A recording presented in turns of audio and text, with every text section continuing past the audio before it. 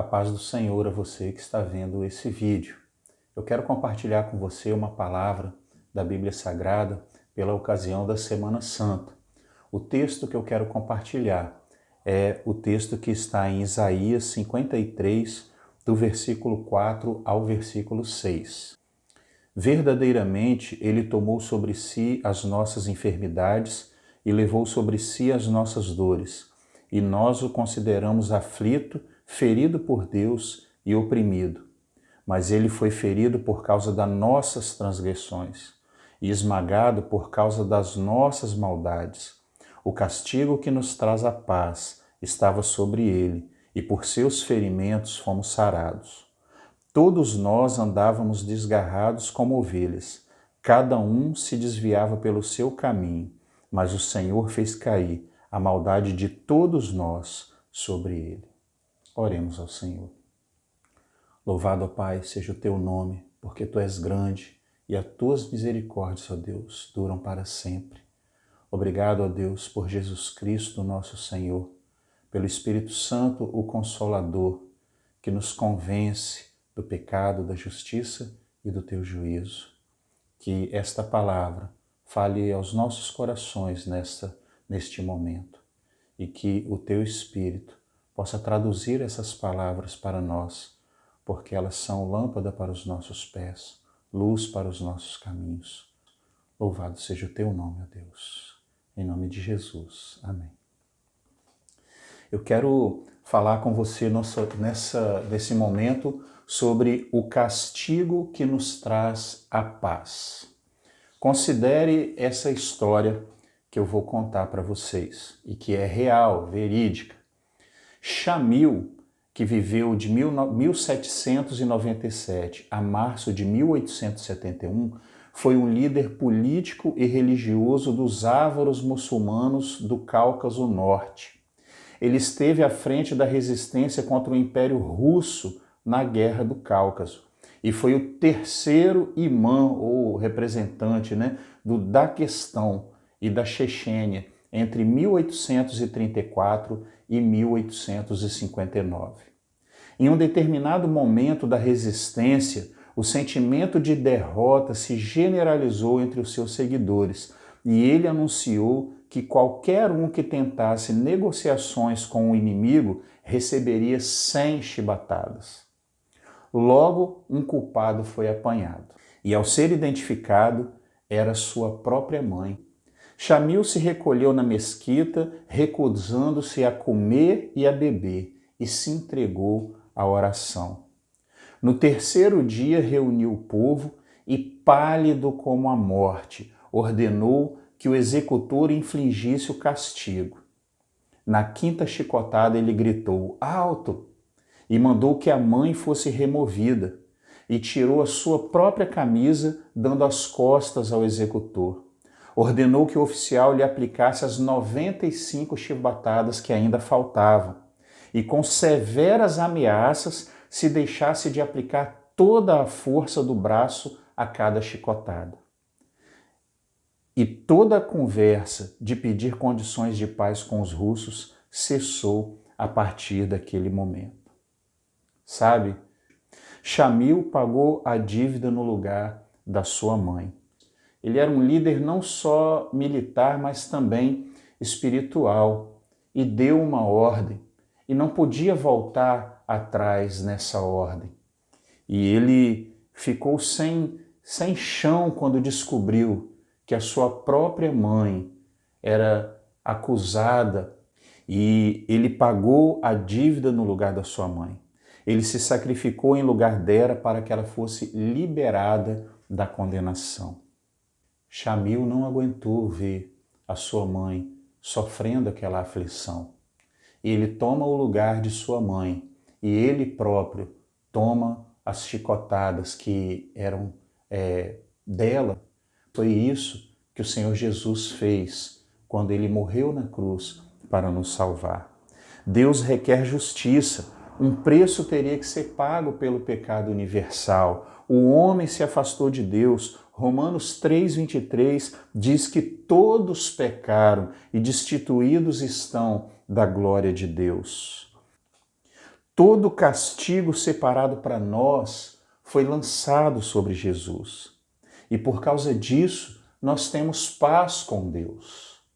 Não quer dizer que Deus fechou os olhos ao nosso pecado, mas quer dizer que um alto preço foi pago. A dívida foi paga por Jesus. Jesus subiu aquela cruz para tomar o meu lugar e o seu lugar. E isso Isaías predisse há mais ou menos 700 anos antes de Cristo. O texto diz que verdadeiramente ele tomou sobre si as nossas enfermidades e levou sobre si as nossas dores, e nós o consideramos aflito por Deus e ferido e oprimido. Mas não é verdade.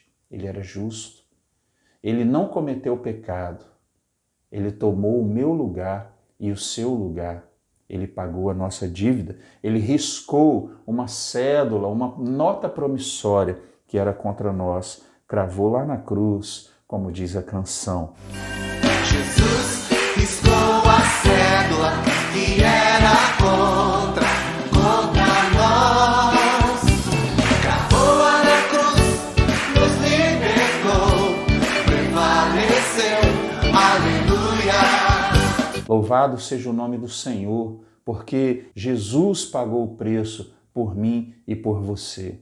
Veja no versículo 6 aqui de Isaías 53, todos nós andávamos desgarrados como ovelha, cada um se desviava pelo seu caminho, mas o Senhor fez cair a maldade de todos nós sobre ele. Esse é o sentido real da Páscoa. Da mesma forma que um cordeiro foi sacrificado lá na saída do Egito e o sangue foi aspergido, o sangue foi passado nos umbrais das portas, nas vigas das portas, para que quando o anjo da morte viesse, as casas que tivessem com aquele sinal do sangue, ele passaria por cima. A Páscoa significa passar por cima. A ira de Deus não adentrou as casas das pessoas que tinham a marca do sangue do Cordeiro. E da mesma forma que houve livramento para Israel na saída do Egito, que os primogênitos das casas onde havia o sangue passado nas portas, eles não morreram. Da mesma forma, Jesus foi levado à cruz como um cordeiro, Cordeiro de Deus que tira o pecado do mundo. Através do sangue de Jesus temos paz com Deus. Através do sangue de Jesus temos acesso direto a Deus. O véu se rasgou, não existe mais barreiras entre nós e o nosso Deus. Podemos nos achegar a Ele e Jesus Cristo, o nosso Senhor, também o nosso advogado, é Ele quem nos proporciona sermos co-herdeiros da eternidade junto com Ele. Mas existe um quê nisso daí? Você pode perguntar o seguinte, porque o texto diz que todos nós andávamos desgarrados. Ele tomou sobre si as nossas enfermidades. E se Jesus tomou as nossas enfermidades, se Ele morreu pelas transgressões de todos nós estamos salvos? É a pergunta que talvez você poderia fazer. E a resposta é muito simples. Não. Não é. Infelizmente, existem pessoas que não têm a compreensão, que são arrogantes, que são prepotentes, pessoas que não entendem o sacrifício de Jesus, que não compreendem, que não querem aceitar. E essas pessoas, infelizmente, não fazem parte dessa bênção que é pertencer ao Senhor. Ele tomou as nossas enfermidades, Ele foi ferido por causa das nossas transgressões. Todos nós andávamos desgarrados. O Senhor fez cair a maldade de todos nós sobre Ele. No livro de Lucas, capítulo 26, dos versículos 39 a 43, Jesus está na cruz, crucificado entre dois ladrões, um de cada lado. E olha o diálogo que há entre os três. Então um dos criminosos crucificados blasfemava dele, dizendo: Tu não és o Cristo? Salva-te a ti mesmo e a nós. Mas o outro, repreendendo-o, disse: Não temes a Deus, nem sofrendo a mesma condenação? Nós, na verdade, estamos recebendo com justiça o que nossos atos merecem, mas este homem não fez mal algum. Então disse: Jesus, lembra-te de mim quando entrares no teu reino. E Jesus respondeu: Em verdade te digo que hoje estarás comigo no paraíso. Vejam que temos aqui duas atitudes, duas respostas possíveis que podemos dar para Jesus, para esse que levou sobre si as nossas dores e que pagou a nossa dívida. Que respostas são essas? Uma resposta é o não. Então um dos criminosos blasfemava e dizia: Tu não és o Cristo? Salva-te a ti mesmo e a nós. Que prepotência, que arrogância, que falta de discernimento. Os três estavam ali, sofrendo as mesmas aflições, as mesmas dores, o mesmo flagelo. Os dois da ponta mereciam estar ali porque eles eram pessoas ruins, eles eram malfeitores. Mas nem a cruz, nem a iminência da morte fez com que esse ladrão que estava em um dos lados reconhecesse que aquele estava o Salvador. Na verdade, ele diz: Tu não és o Cristo, o Salvador, mas ele fala em um tom de zombaria, ele fala: se você não é o Cristo, então salva você mesmo e salva nós também. Desce daí, parece o diabo tentando ele lá no deserto. Olha, se você é o Filho de Deus, faz com que essas pedras se transformem em pães. E esse ladrão, ele vai dizer para Jesus: olha, você não é o Cristo, salva você mesmo e a nós. E o ladrão que está do outro lado reconhece que ele, como pecador, e Jesus não tinha pecado nenhum, estava ali. E ele fala com o outro ladrão, ele fala assim: rapaz, tenha respeito. Você não está vendo que nós merecemos estar aqui, mas esse homem é justo e ele não merece porque ele não fez mal nenhum. Você é louco. E ele vira para Jesus e parece que ele se entrega ao Senhor e ele fala: Jesus, lembra-se de mim quando entrares no teu reino. Ó, veja, ele pede a Jesus para lembrar dele quando Jesus entrar no seu reino. Quem é que tem reino? Só se for um rei. Esse ladrão reconheceu que Jesus é rei, que Jesus é Senhor, que ele é Rei dos reis, Senhor dos senhores, e não importa a iminência da morte, ele transcende, ele entende que existe uma eternidade, que existe algo além, ele não fica na limitação do físico ali, e ele diz: quando entrares em teu reino, Jesus, lembra-te de mim. E Jesus diz para ele algo impressionante, algo maravilhoso, em meio a toda aquela dor, em meio a toda aquela dificuldade, aquele flagelo. Jesus diz: em verdade eu te digo que hoje estarás comigo no paraíso. Isso é a Páscoa do Senhor. Páscoa não são ovos, Páscoa não é coelho, Páscoa não é chocolate, Páscoa não é torta, não é comelança. Páscoa é o Cordeiro de Deus que tira o pecado do mundo. Agora, para que isso funcione, você tem que aceitar. Você tem que se entregar a esse Deus.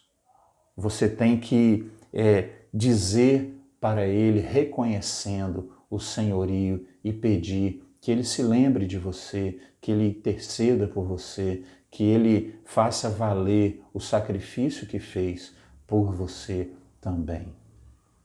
Sabe, irmãos, existem pessoas cegas por suas culpas, egocentrismo, seja lá o que for, que não reconhecem os seus erros como aquele primeiro ladrão. Eles são do tipo daqueles que morrem atirando, não tem? Essas pessoas que estão erradas, que vão se dar mal, mas elas negam até o último momento, elas não confessam, elas não se entregam, elas não se arrependem. E esses, infelizmente, jamais alcançarão a vida eterna em Cristo Jesus. Quem alcança a vida eterna em Cristo Jesus são aqueles que reconhecem os seus erros, são aqueles que se arrependem e aceitam a quitação da sua dívida. A ira de Deus foi aplacada. A ira de Deus foi paga com o preço do sangue de Jesus Cristo. E Jesus diz a esses: ainda hoje estarás comigo no paraíso. Jesus, irmãos, no dia que voltar, ele vai dizer para esses que o aceitaram, para esses que se arrependeram: vinde a mim, benditos de meu Pai, para o reino que vos preparei. Mas para todo aquele insolente que não aceitar a mensagem da cruz, o senhorio de Jesus Cristo, que não enxergar como Senhor e Salvador, como Deus, para esses está separado a morte eterna. Não jogue fora essa oportunidade, queridos. Deus amou o mundo de tal maneira que entregou o seu Filho unigênito para que todo aquele que nele crê, perceba, todo aquele que nele crê, não pereça, tenha vida eterna. Que o Senhor te abençoe, que o Senhor te guarde, que o Senhor faça resplandecer o seu rosto sobre ti e tenha misericórdia de ti. Que o Senhor sobre ti levante o seu rosto e te dê a paz. Amém.